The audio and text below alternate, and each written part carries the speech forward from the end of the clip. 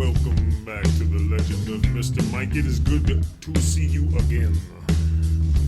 As you can see, Mr. Mike is alive and doing well, and recently resurrected and back from the dead. And how is that possible? Well, listen to me, preach, brother, because it's something you need to listen to.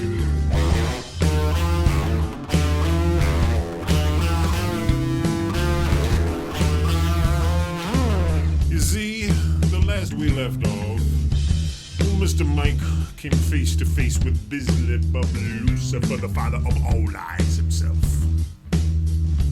And one thing Mr. Mike knows is that Mr. Beelzebub has a big ego.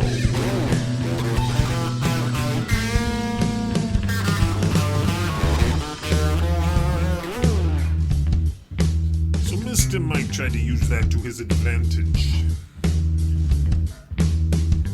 And kind of challenge Lucifer's ego. Mr. Lucifer did not take kind to that, and he immediately accepted a challenge before there was really a challenge. A guitar challenge for Mr. Mike's soul here.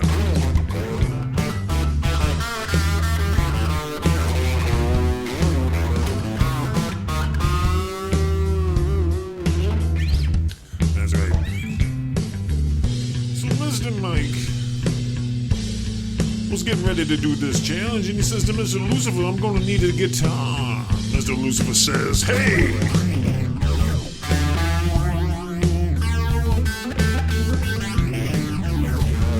A guitar like this one? I said, yes sir, that will do fine. He says, no. This hell is my rules. You're not gonna get a new wee baby, you gotta find yourself a new wee baby. He's a sly devil.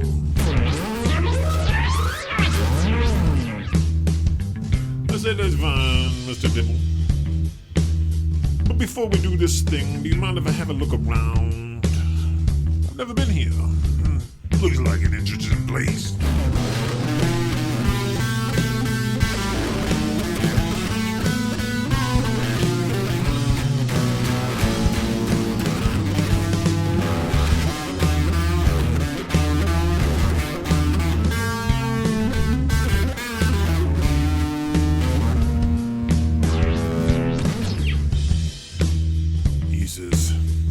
Go ahead, look around. That's what I said. Fun. I said thank you, sir, and I use that term, sir, loosely. What? So I decided to walk down the streets of hell, and as I was walking down the street in a shady part of Hell Town, I come across a gentleman on the corner, looked a little familiar to me. I said, hey, mister. You look a little familiar, don't I know you from somewhere? He says, oh, probably.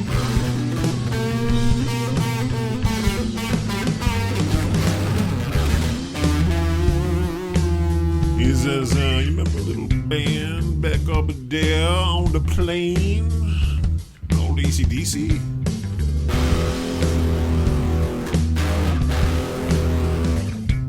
Oh, yeah. Mr. Scott, the man himself, hey!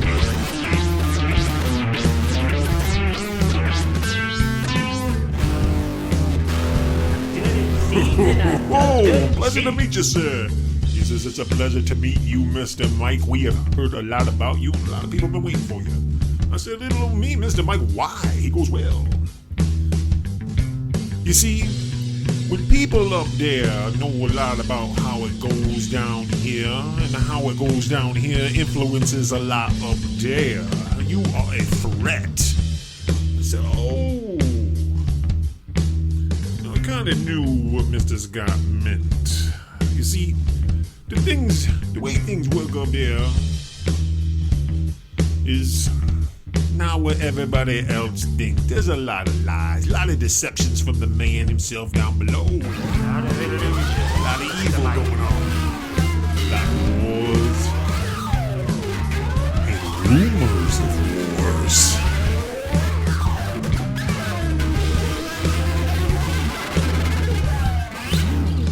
says, that's right, Mr. Mike. You see, you talk about a lot of that stuff, and that doesn't make anybody happy, so Mr. Lucifer doesn't want his plans exposed. You can't sing about that stuff. I said, oh!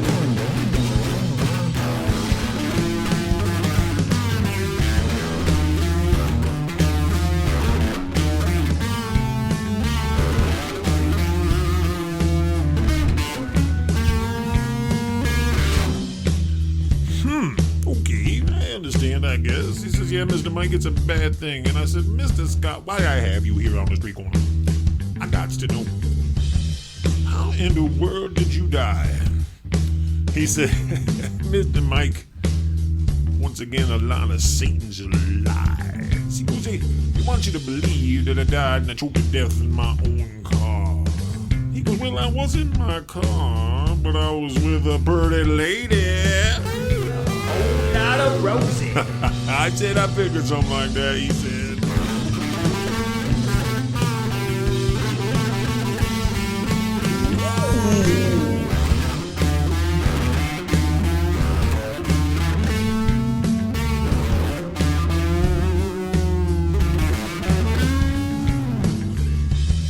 Something like that. He goes, he made up all kind of lies. Said I choked on my own vomit. Says I froze to death at the same time. Well, how do you die from two things at the same time, Mr. Mike? I said, I don't know. He goes, but one thing I do know is I was in city. I was on the highway to hell. And hell really ain't a bad place to be if you know how to live, brother. I said, I feel you, man.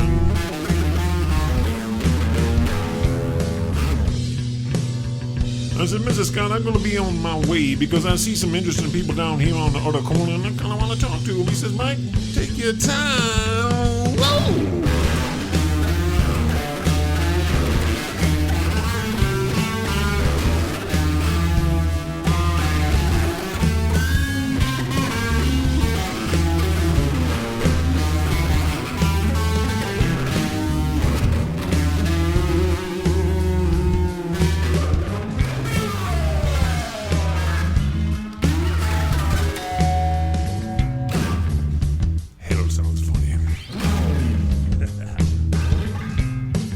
I see another gentleman on the side of the road, and hopefully this won't take too much time, but you might want to know. I knew who this person was right away. I said, Jimmy! He said, whoo-wee! Mr. Mike! It's good to see you.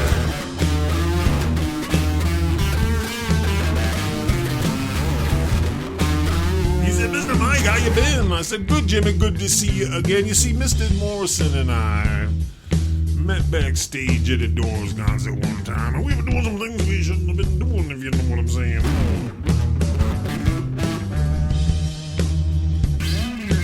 Now, our little stint together got broken up quickly by the police, but we had a good time.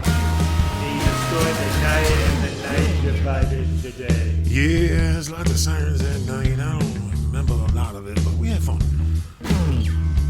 I said, Jimmy, I got to know, last I talked to you, I was in the backstage of a concert after the show, and we had some pretty women.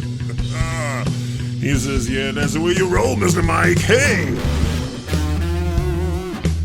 I said, how the hell did you die? They said you died in the bathtub. I had a hard time believing that, Jimmy. I just didn't believe it. He said, well, you see, when you come down here to hell after you're a good made musician in the Illuminati, yes, I said, ooh, do tell, talk about the Illuminati. Ooh. He says, yeah, when you sign your soul away, somebody in the band has to go. Nobody knows who and nobody knows when, but it does happen when the sacrifice comes. I said, Jimmy, that sounds spooky. He says, oh yeah. He says, it's spooky.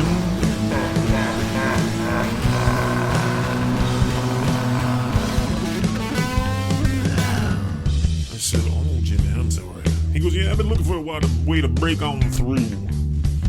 Back to the other side. No pun intended. He says, I even tried to ride the snake. Ooh. To the lake of fire. Oh, 7 miles. I said, Jimmy, you don't like it here, do you? He said, no, Mr. Mike, I don't like it at all. He says, the reason I'm here is because I know too much and I sung about too much. I revealed too much.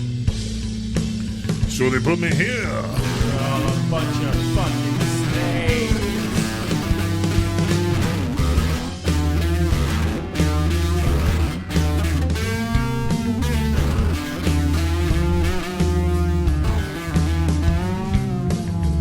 I said, Jimmy, that's too bad. He says, I know. I'm just going to go on my way, Mr. Mike. I am not a happy man down here now. I said, good luck to you, Jimmy. I'm going to see if I can work something out for us. He said, what you mean? I said, Jimmy, no one has to be here that don't want to be here. All you got to do is find a good Lord above. Listen to those angels sing, brother.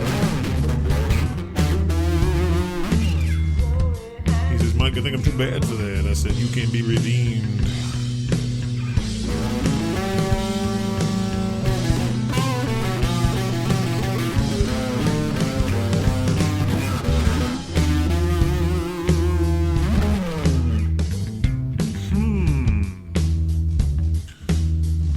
So I decided to walk down the road a little more, and I come across another young man, long hair, very young, very slim, slender young man, wearing some weird, odd clothes and looking kind of, I don't know, 80s rock and roll.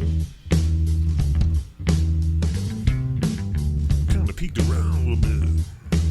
I saw him standing there, leather vest, spandex, odd-looking guitar around his neck. I said, do I know you from somewhere? He says, mister, I didn't live a long life.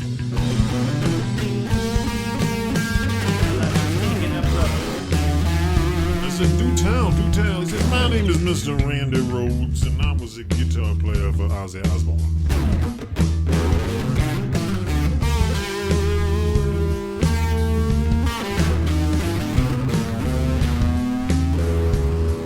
Osbourne. I go, he's not a good man. He says, I know. I should have known. I went to audition for Mr. Osbourne, just a young lad full of wonder. And I got the gig right away. And I even tried to play bad, so I didn't get the gig. You see, I wasn't into that devil rock and roll.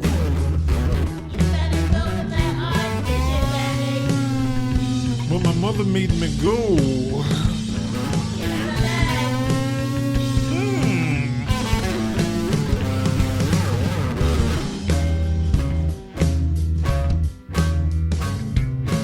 What's that, Mr. Rhoads? He said, that's a dead string. So why? Because that's what happened to me, Mr. Mike, in the prime of my life. My string went dead. It's too bad, Mr. Rhoads, it's too bad.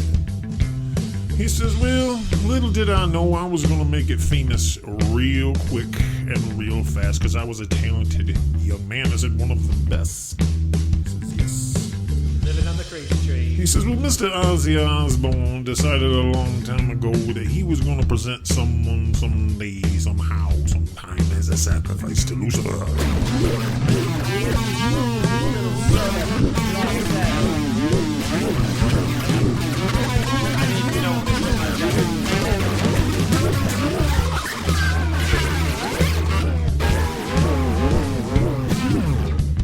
I said, well, that's a shame. That is a shame. He says, yeah, you know that song, Mr. Tinker Train? I said, yeah. He says, Mr. Mike, that song is kind of about me. I said, what you mean? He goes, you see, I collected trains, and Mr. Ozzy Osbourne used to call me Mr. Tinker Train. He used to pick on me all the time, Mr. Mike. Choo-choo noises. Well, that's an inside joke because I was the sacrifice. Keeping the evil alive, Mr. Mike.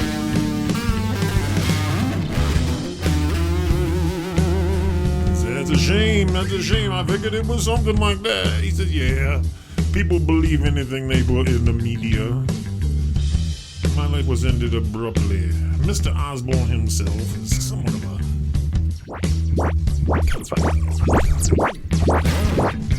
I said, that's a shame. He goes, yeah. He got a deal directly going on with Lucifer. That's why they call him the Prince of Darkness.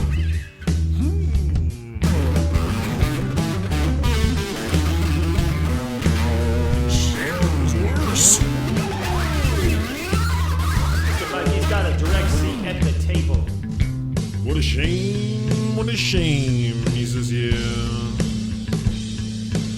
How do I get out of here, Randy? He says, Here, Mr. Mike, let me whisper this in your ear. There's a fella down yonder you need to go talk to real quick, Mr. Mike. A fella by the name of Stevie Ray Vaughan. Stevie! Oh yeah, he's down here. You need to go visit Stevie Ray Vaughan and you need to get his guitar because he has the most magical...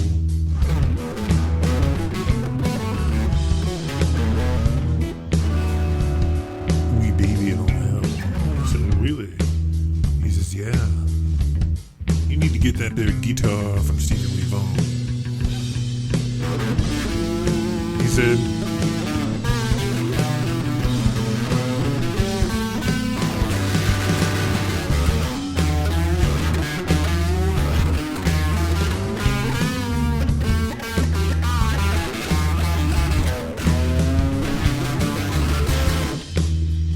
You get that guitar from Stevie Ray Vaughan, and you get the powers that go with it. Then you come visit all of us OEB players down here.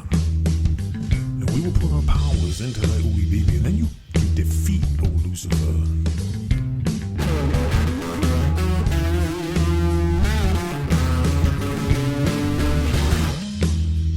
That sounds good. That sounds like a plan.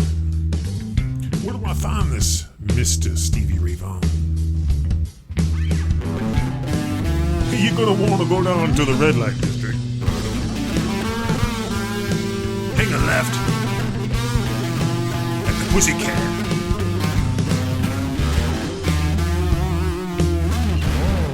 And you're gonna come up to a big hotel. Say Vaughn's place. He's got his own place in hell. Best women in all of hell. I said, oh boy.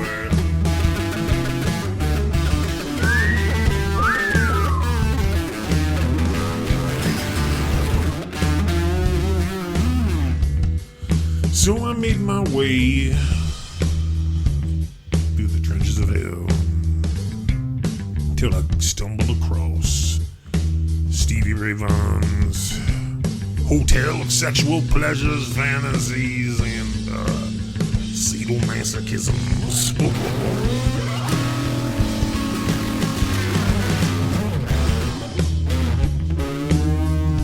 So it's gonna be hard to get that guitar from Mr. Ray Vaughan.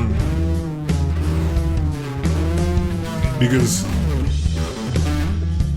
he plays that wee baby every night in the lobby. So we get some women. Said, man after my own heart.